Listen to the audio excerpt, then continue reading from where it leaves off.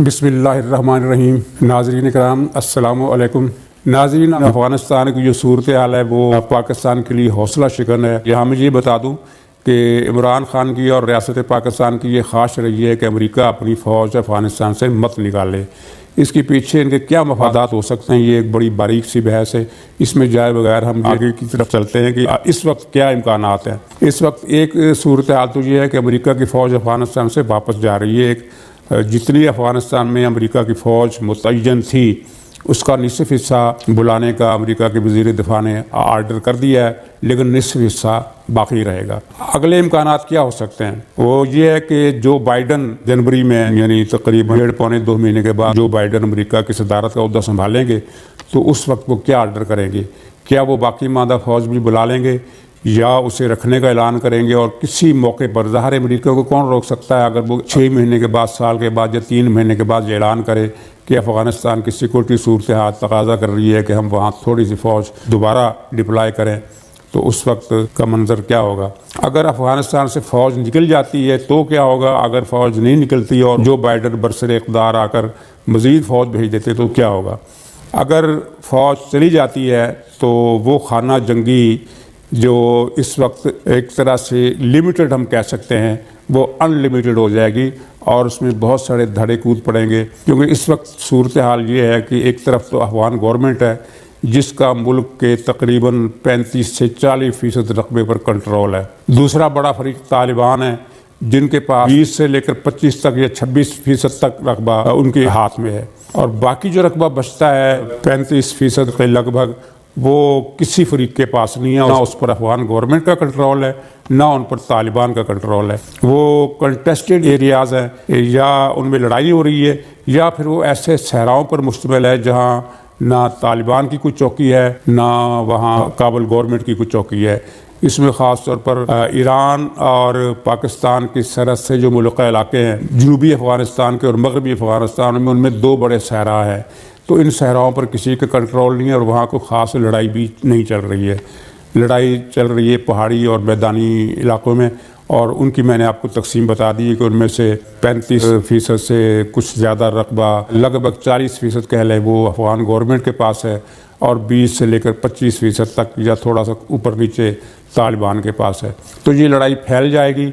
और इसमें एक अहम पहलू हमें ये जहन में रखना चाहिए कि तालिबान के पास इस वक्त ताकत बहुत ज़्यादा है, लेकिन इतनी नहीं कि वो काबुल फतह कर सके। और दूसरी बात यह है कि उनके पास असला ज़रूर है, लेकिन अवामी सपोर्ट की उनके पास कमी है। अमेरिका ने जब नया हमला किया था और तालिबान के ख़िलाफ़ और अलकायदा के ख़िलाफ़ एक बहुत बड़ी जंग बर्पा की थी, तो उस वक्त अवाम की एक खासी बड़ी तादाद, ख़ास तौर पर देहात में और पश्तून एरियाज़ में तालिबान की बहुत ज़्यादा हामी थी। लेकिन वक्त गुजरता गया और उसमें कई ज़्यादतियाँ सामने आईं, कई वाक़यात सामने आए जिनकी तफसील का ये मौका नहीं। उनकी बिना पर अफ़गानिस्तान के देहात में तालिबान की सपोर्ट बहुत कम हो गई है। और शहरों में तो उनकी सपोर्ट पहले ही बहुत कम थी, क्योंकि शहरों में लिबरल, सेकुलर, कौम परस्त, यहाँ तक कि जो मजहबी तबक़ात हैं वो भी तालिबान की सपोर्ट नहीं करते। तो ये एक अजीब व गरीब किस्म की शक्ल इख्तियार करने वाली है जो मौजूदा खाना जंगी चल रही है। तो इसकी नई शक्लों में पाकिस्तान के लिए पेचीदगियाँ पैदा हो सकती हैं।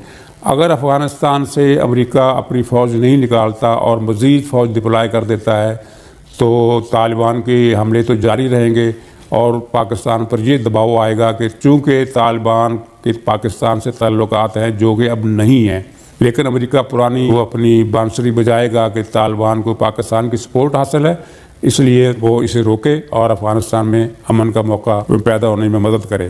तो ज़ाहिर पाकिस्तान तालिबान को रोकने की पोजीशन में ज़्यादा नहीं है, तो पाकिस्तान पर दबाव आएगा और अफ़गानिस्तान के नाम पर जो हमारी मौजें लगी हुई थी वो मुझे ख़त्म होती हुई नज़र आती है।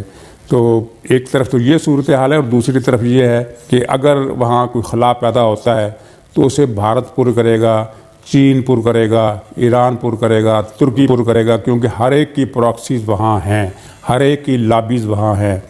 अगर वहाँ किसी मुल्क की लॉबी नहीं है, किसी की प्रॉक्सी इस वक्त नहीं है, तो वो पाकिस्तान है। क्योंकि एक बदअतमादी की फ़ज़ा जो पिछले कई अशरों से पाकिस्तान ने कलाबाजियाँ खा कर पैदा की है, उसका नतीजा ये है कि अफ़गानिस्तान में कोई भी धड़ा इस वक्त पाकिस्तान पर एतमाद करने के लिए तैयार नहीं है। तो इस वक्त हम यानी पाकिस्तान वाले अफगान पॉलिसी में टामक टोलियाँ मार रहे हैं, अंधेरे में टकरे मार रहे हैं, हमें कोई रास्ता सुझाई नहीं दे रहा। और इस रास्ता सुझाई ना देने की वजह हमारी वो पॉलिसियाँ हैं जो हमने 3 अशरों में रखी। कभी तालिबान को अपना कहा, कभी ये कहा कि तालिबान अच्छे होते हैं ना बुरे, वो सिर्फ तालिबान होते हैं, नो गुड नो बैड, सब तालिबान एक ही तरह के होते हैं। कभी कहा नहीं कुछ अच्छे होते हैं, कुछ हमारे होते हैं, कुछ बुरे होते हैं, हमारे नहीं होते। इस तरह की पॉलिसियाँ ख़ास तौर पर परवेज़ मुशर्रफ के दौर में तालिबान पकड़ पकड़ कर जिस तरह अफ़गानिस्तान के हवाले किए गए, तो एतमाद की सतह तो उसी वक्त टूट गई थी, पिघल गई थी, ख़त्म हो गई थी।